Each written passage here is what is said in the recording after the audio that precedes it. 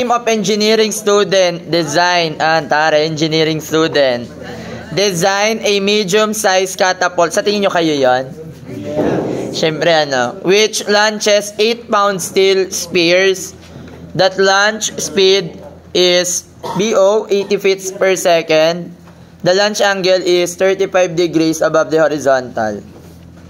And the launch position is 6 feet above the ground level. The student used an athletic field with an adjoining slope topped by an 8 feet fence. Determine the time duration of the flight, the X and Y coordinate of the point of first impact. So dito, hindi nyo sure kung saan. Sa tingin nyo ba? Kaya may catapult dito. Tapos, binalibag mo yung catapult. Sa tingin mo, saan siya babagsak? Sa dynamic, sa MECDEP. Tumawa kayo, di ba? Sa tingin nyo, saan siya babagsak? Yung engineering student. Charing lang. Hindi. I-check nyo dito kung saan, para mas magandang tignan, pakinggan. Okay, saan maglaland yung catapult? Diba? Saan maglaland yung catapult? Pwedeng dito. Ay, ibang kulay. Ayan. So, ayan. Makinig. Makinig po muna. Okay. So, ngayon, dito i-check natin yung mga possible na saan maglaland yung catapult. So, di ba ang formula nyo? Ano yung formula natin? Since wala pa tayong time dyan, so, ang gamitin natin yung formula is Y.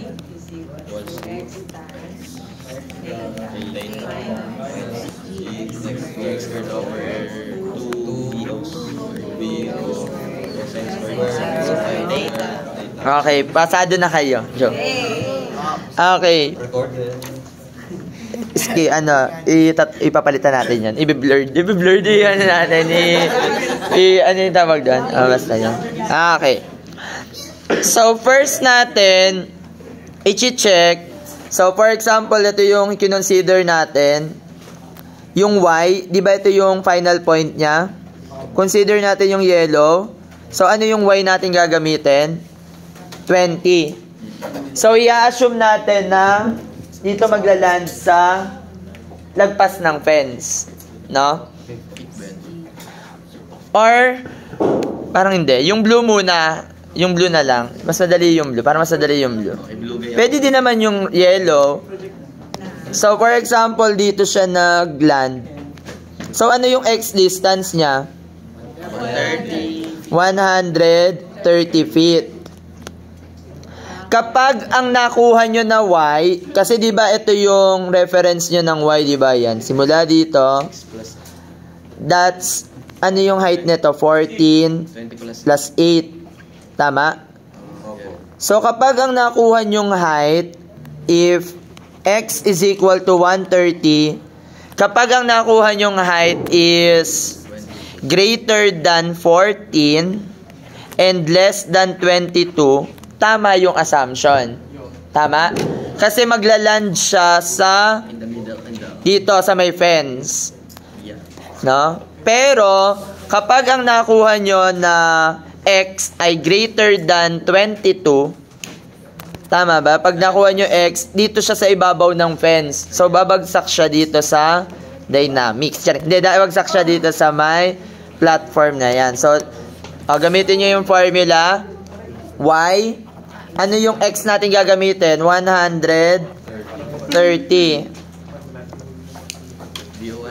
BO. Tangent of, ano yung theta natin? 35 minus, ano yung G? 32.2 kasi feet per second yung given. And then X is equal to 130 squared divided by 2 times 80 squared cosine squared of 35. So, magkano yung Y?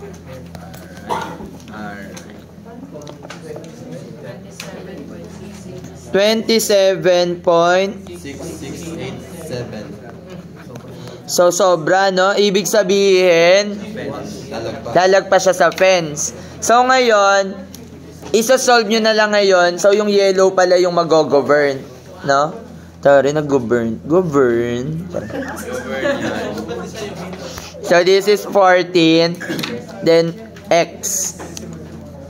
So, hinahanap natin si X. Huwag nang hanapin. Si X. So, Y. Ang Y natin gagamitin ay 14.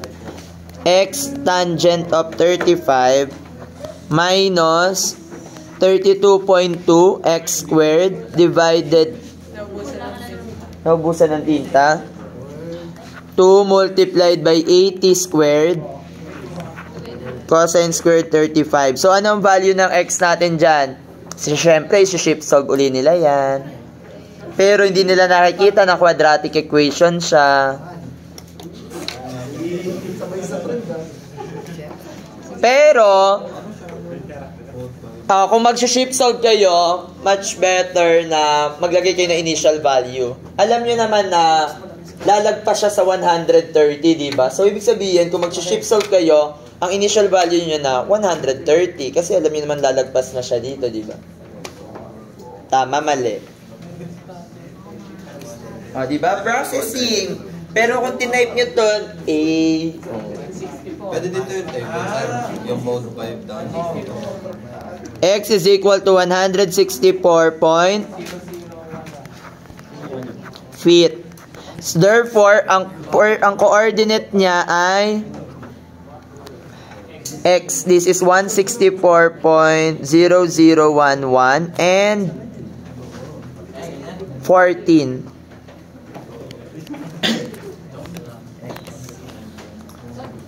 Ay, joke. 20 pala. Anong alin?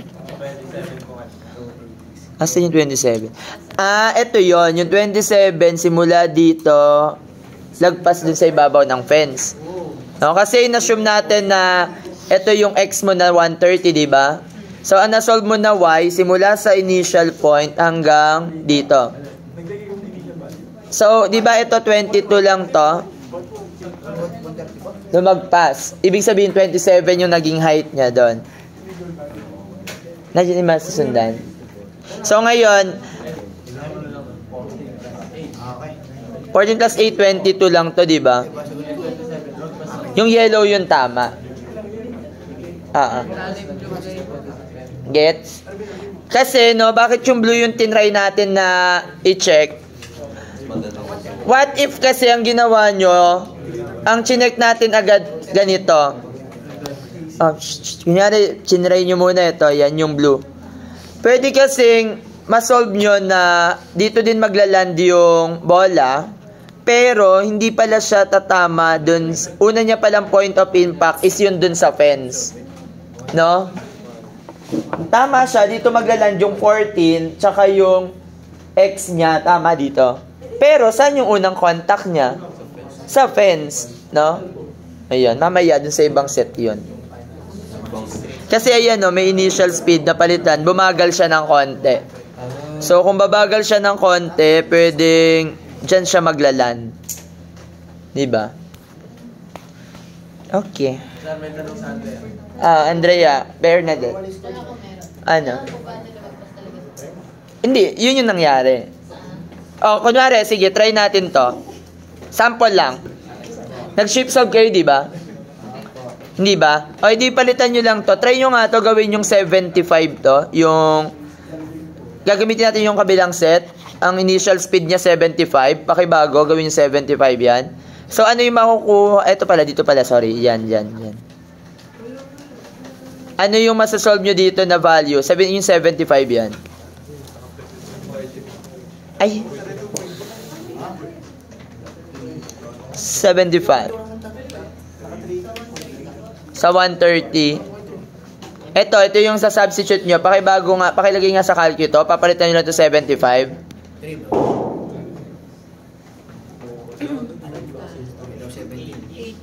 18. So, ibig sabihin, simula dito 18 daw, di ba? 14 lang to. Ito, fence 8. Di magiging dito maglaland yung catapult. So tama, no, nasa pagitan siya. Ibig sabihin dito siya sa fence maglaland.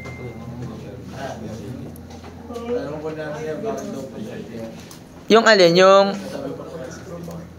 kasi ito yung reference x-axis pala natin, no? Nasa ilalim. Ayun yung x-axis, no? Ibig sabihin, yung coordinate niya dito sa ibabaw nito, which is 20. Pero yun nga, so mamaya na yun, no? So next, for the time, so dalawa yung pwede nyong gamitin for the time. Pwede yung VOX na.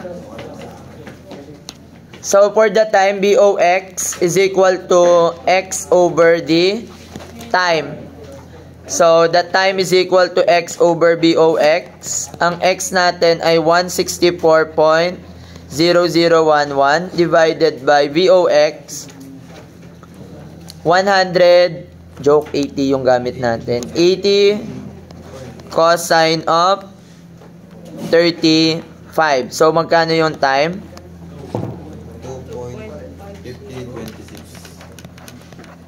2.5026 feet. Siyempre seconds yan. Wala man na nag-react. Ano ba yun? Or kung gusto nyo gamitin yung sa y component, pwede rin naman. So, di ba ang formula natin is S is equal to VOT, BOYT minus 1/2 GT squared. Ang S natin is 14. No? Again, bakit 14? Kasi ito yung initial point. That's 14. So, ang BOY is 80. 80 sine 35 multiplied by the time minus 1/2 by 32.2 multiplied by t squared. So, magkano si t? Dalawa ata uli yung lalabas. Isang positive. Dalawa. Isang positive tsaka isang positive yan. 2.5026 tsaka 3475. Sir, alin tama dyan? Siyempre, yung 2.5 seconds kasi magkamukha sa x. No? Hindi. Tama talaga si T1 na 2.5. Tama din naman si 0.3475. Bakit? Kasi di ba kinonsider naman natin ay vertical component. So, di ba ang sabi natin, yung height niya, basta ang alam lang natin, 14 above the reference point. So, ibig sabihin, since itong point din na to, 14 din naman to, di ba, above the reference point? Ibig sabihin, ito yung time na maliit pa lang. No? Nasa 0 point something seconds ka pa lang, no? Tapos, nag-travel ka pa uli. Nandito na yung 2 point something nyo, no? Ayan. So, kaya dalawa yung nakukuha yung value ng time. Positive parehas. Tama parehas. Pero, mas matagal nga lang kasi mas malayo yung narating niya. No? So, 19 point something. So, yun yung tamang sagot. And then, maximum height above the horizontal field attained by the ball. So, ang formula ng H is equal to VO squared sine squared theta over 2G. So, ang velocity natin gagamitin is 80 squared. Naglalag.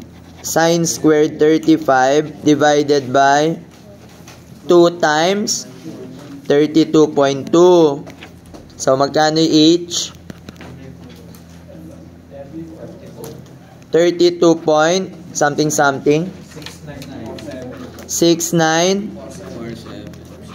So, ang H max natin talaga is equal to 6 plus H. So, bakit 6? Dinagdag. Reference point nyo from the bottom, no? Bottom, ang art. 38 point something.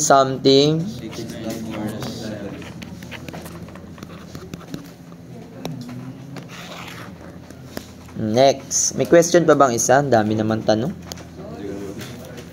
So, the question is velocity expressed as vector which the projectile strikes the ground or the fence. So, syempre, hindi mo naman alam kung fence or ground ka magla-lands. Pero, since na-solve naman na natin, dito na si BBY. And then, this is BBX. So, pwedeng gamitin nyo na yung time kasi sure naman na kayong tama dyan. So, ang time is equal to x over BOX. Ang x natin gagamitin ay yung 164.011 divided by 80. Bakit time yung hinahanap natin? BOX nga lang pala yung kailangan natin.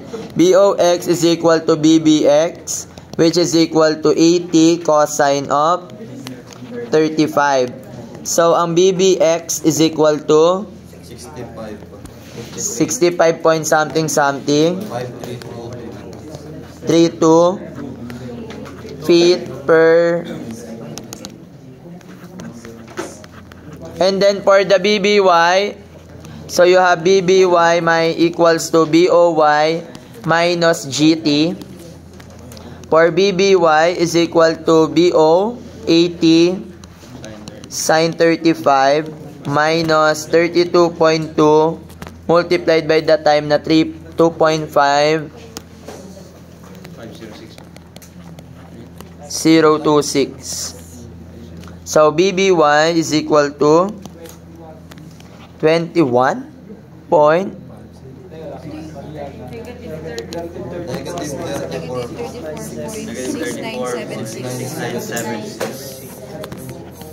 so to sabi naglag vector. So express as vector, wala lang, gagawa nyo lang ng 65.5322 I hat minus 34.